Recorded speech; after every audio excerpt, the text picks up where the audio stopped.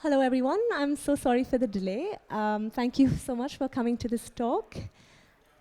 We have with us today Kraprayoon, who's an associate researcher at the Rethink Priorities at the General Long-Termism team. He's also an operations and community manager at the Effective Project. He has previously worked in intergovernmental agencies focusing on public sector reform and strategic oversight. He has an MPhil in politics from the University of Oxford and is a very active EA member. He's going to be talking to us today about combating catastrophic biorisk with indoor air quality. Can we please welcome him?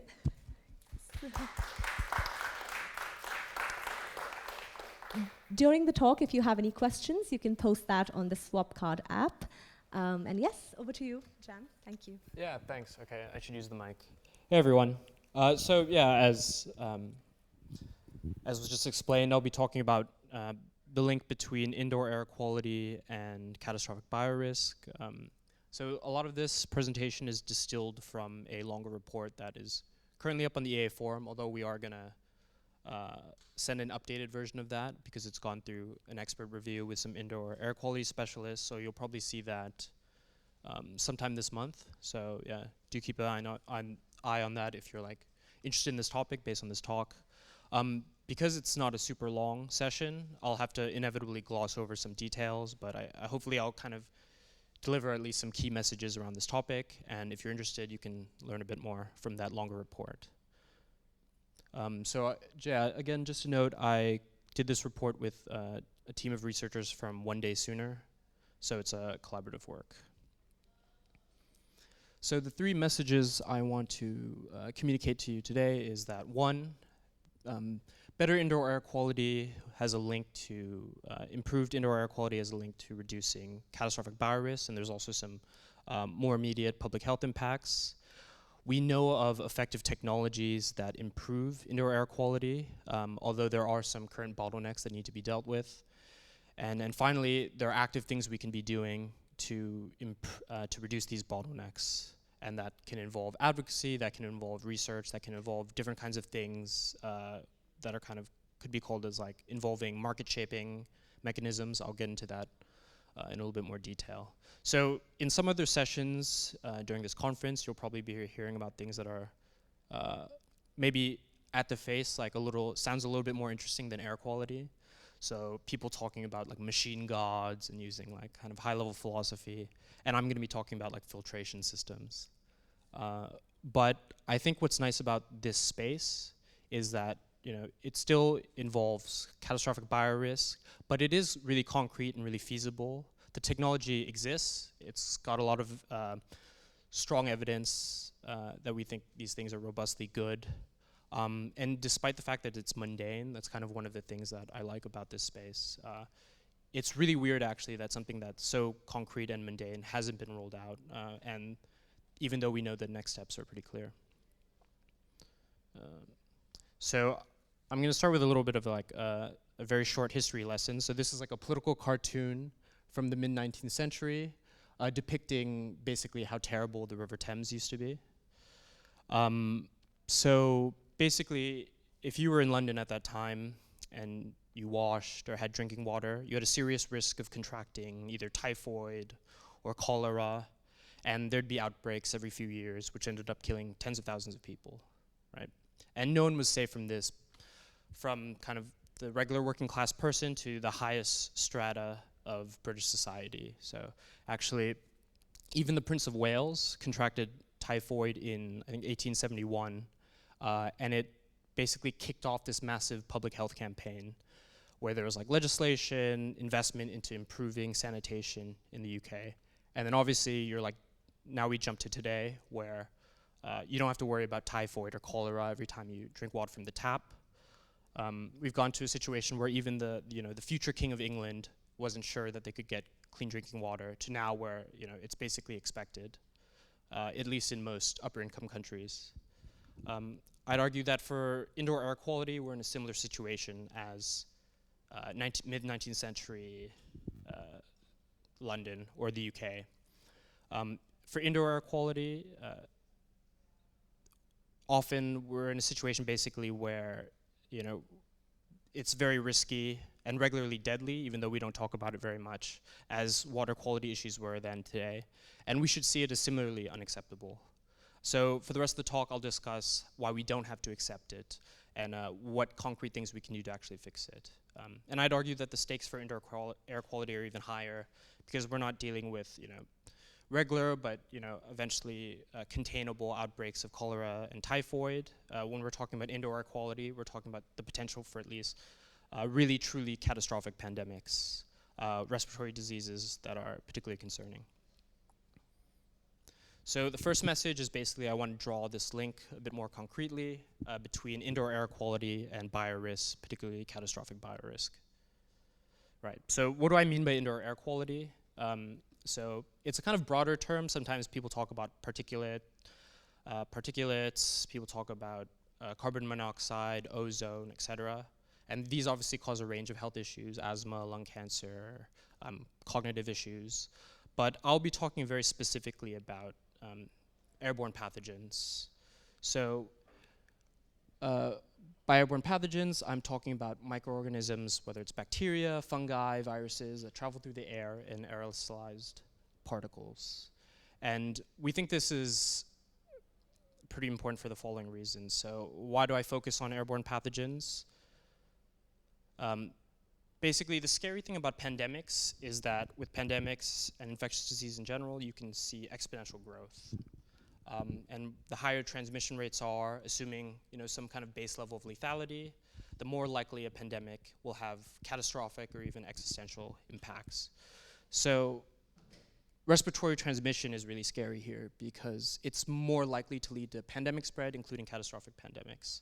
You can see a little diagram here about aerosol transmission.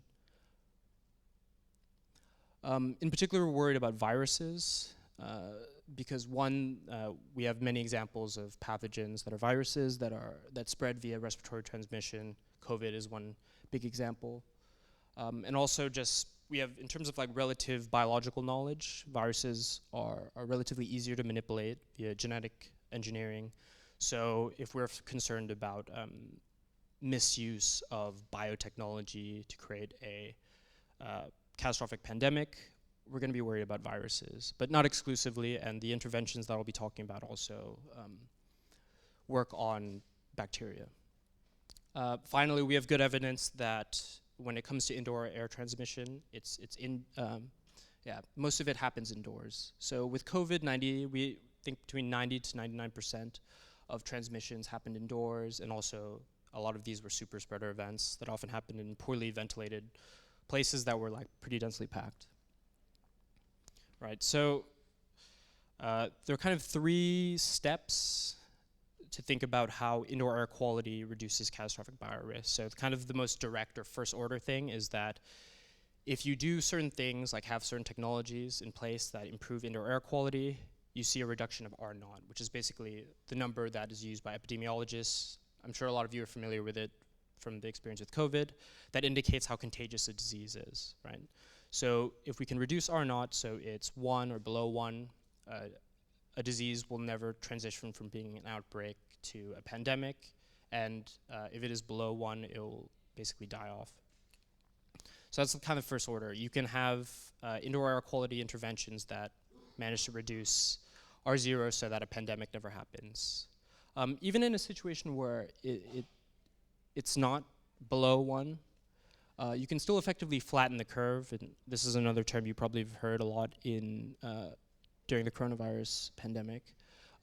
Flattening the curve so medical systems aren't overwhelmed, and that's really important as well, because if there are a certain number of infections and cases that require hospitalization, as long as it's manageable in our current public health system, then it's it won't actually be catastrophic.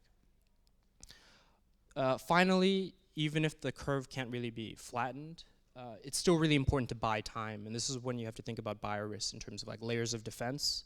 So if you buy time, you have more time for countermeasure development. So for example, the development of vaccines. We know now that you can produce vaccines pretty quickly, within 100 days, let's say, maybe even faster, depending on some other policy changes. So it is really important to buy even 30 days time, 60 days time, 90 days time. Also, a lot of our most effective, like non-pharmaceutical interventions, like isolation, contact tracing, they only work really at like when at the initial outbreak stages when a disease is endemic. So it's really important to buy time and to kind of prolong the period where there's like a small case count. Basically, based on a rough sketch, we think that with ideal adoption of the technologies that we've talked about, so kind of mass deployment of indoor air quality interventions in public spaces, you can see pathogen transmission reduction between 30 to 70%. So this is pretty rough, and if you want to get details on how we got to this number, please read the report. And I'm not going to go into the numbers in high level of detail, but basically, kind of modeled off like a city of a certain size, 2 million people, and with a kind of example disease with an R0 of 3. If you have this ideal adoption of indoor air quality interventions, we basically it takes 3 times as long for cases to reach 18% of the population as without having these interventions. So that buys us like 65 days, which you can do a lot with. And it's conceivable that the reduction is higher than that. Basically, indoor air quality has a strong chance of being a really important layer in a biosecurity portfolio. So I'm going to talk a little bit about what exact technologies there are out there. Most of these have existed for decades, actually, but for a variety of kind of idiosyncratic historical reasons, they haven't been seriously applied. And what's interesting about these technologies, filtration, ventilation, things related to germicidal ultraviolet light, is that they're not pathogen specific. So unlike vaccines, which generally have to be designed for one particular pathogen in mind, and therefore you need some lead times, particularly if you're dealing with a pathogen that you didn't know about and you don't know the characteristics of, you can actually set these systems up in advance, and they act as like a passive layer of defense. So they work either by like physically removing pathogens from breathing air or directly inactivating them. And while these technologies aren't perfect, there are currently some cost issues that I'll get into or I'll touch on in passing. There's pretty robust evidence that they work, and some of them actually can be deployed at scale, just at current levels. So the first one is, as I mentioned before, mechanical ventilation. So basically how it works is there are systems where you have fresh air that is introduced via the ventilation system, and stale air is removed, which generally has some amount of particulate matter or CO2, or most importantly in this case, pathogens. So there's really strong evidence that increasing ventilation in indoor air spaces reduces infection rates. But there are some cost issues, so often to get the kind of desired level of airflow that's meaningful for a really bad pathogen, a catastrophic pathogen, it becomes pretty expensive to move that much air in a room.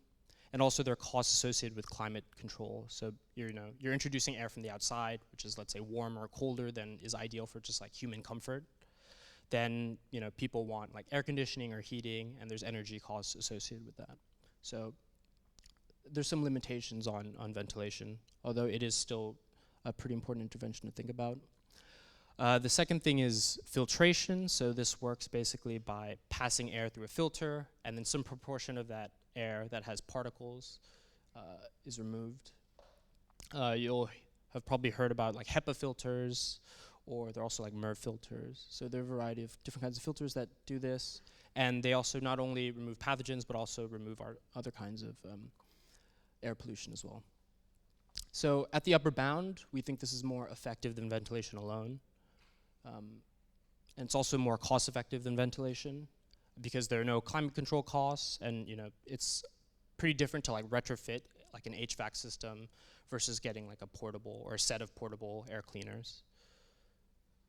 But the interventions that we're really, really excited about involve ultraviolet light, UVC, because they work by directly inactivating most pathogens. So there's some caveats. Basically, UV is less effective for diseases that involve like spores, like bacterial spores or fungi. But generally, any disease that spreads via spores is not as infectious, so it's probably less likely to be like a globally catastrophic pandemic. For the things we're really concerned about, respiratory diseases that spread via virus or bacteria, then UV seems to be really, really effective. So there's two kinds of UV to think about that operate at 2 light bands. One is 254 nanometer light, which is sometimes called upper room UV because of the way it's installed. So the thing about this band is that it can directly damage human eye and skin tissue, so it needs to be installed either in a ventilation duct or in the upper part of a room. So you can see a diagram there. The light doesn't actually shine on the person in the room or any of the people in the room. But as air is kind of flows through the room via like some small amount of ventilation, equivalent to maybe like 1 or 2 ceiling fans, the air is like continually disinfected. And basically the way that UV works is the light damages the DNA or RNA of any particular bacteria or virus. They're unable to replicate because of this DNA, RNA damage, and they're effectively what we call inactivated. They can't replicate. They're effectively killed. So this is probably the most cost-effective intervention that we're aware of, and even at today's like price point, could be deployed at scale. The second UV-related technology is potentially the one that's we think it's probably the most relevant for global catastrophic pandemics. It's called far UV, which refers to a very specific band of light, 222 nanometers, roughly. Technically, like maybe 200 to 222 nanometers, but in terms of like practical lamps that are available, they're often at 222 nanometers. So with this, it can directly contact human skin, and there's pretty strong safety evidence that there's no skin damage or eye damage from that. Because this band of light can't penetrate skin, it won't cause any like DNA and RNA damage to like animals, basically. But it still is able to destroy or inactivate viruses and bacteria in the air. So you can see a diagram there. The light basically just shines and kind of reaches all of the surface area in a room. There's less need for like ventilation. So this is really exciting because not only does it interrupt kind of regular aerosol transmission, but also at high enough dosages and intensities, it can interrupt like surface transmission, short-range aerosol, so 2 people talking. It can start like if I have an illness and someone else has an illness, and I'm like kind of like talking very loudly, very close to them, conceivably far UV would stop transmission even in those cases, which the other systems don't. So if you have a disease that's highly transmissible, maybe the same level of transmissibility as measles, then, which is really like kind of the upper bound of what we think a pathogen can be in terms of transmissibility, you'll still be able to interrupt things there. So that's really, really meaningful for global catastrophic biorisk. So evidence suggests that it's at least 2 times as efficient in virus inactivation as the previous UV system. But it is expensive. So at current cost, it's 20 times more expensive than upper room UV systems, basically. And that's one of the bottlenecks that I'll be talking about. So basically, across these systems, there are expense concerns that I've kind of touched upon. There's like the unit costs, example for every example of far UV systems or fixtures. And there are also energy costs associated with like ventilation, filtration. To improve the technology, there also are costs directly related to like improving the specific technologies. So far UV in particular needs additional large investment and additional investment into safety and efficacy studies. The second major bottleneck is just the kind of general difficulty associated with wide-scale change. So regulations and policy can be quite slow, and then even encouraging voluntary adoption can be challenging. So the final thing is, despite these bottlenecks, there are a lot of really concrete things that we can do to get these technologies mass deployed. And they involve advocacy, they involve things related to reducing costs, and they involve research. So I'll touch on a few of these. I won't go into these exhaustively. You can look at the report for a bit more detail. So maybe I'll touch just 1 of 2 of these in each column. So maybe here I'll highlight that there's like 2 ways to think about advocacy to increase demand. There's stuff to get, there's ways to make like demand mandatory via some kind of regulation or building standard. So that's kind of the first point here. There are also things you can do to get like consumers or the public to be really excited about indoor air quality or about getting these systems installed. So you can have basically, you could conceivably see indoor air quality as kind of an issue of public health with as high profile as something like breast cancer or cancer research in general. And that's one way to kind of drive indirectly greater demand for these sorts of systems. The second bucket of things that people can do are related to basically reducing costs and the kind of supply side of these technologies. So let's say with like far UV LED research, you can have research subsidies, prizes, and that will, you know, potentially get us to systems that are much cheaper to deploy. And then you might also do different kinds of research to improve like energy savings related to like more traditional air cleaning systems.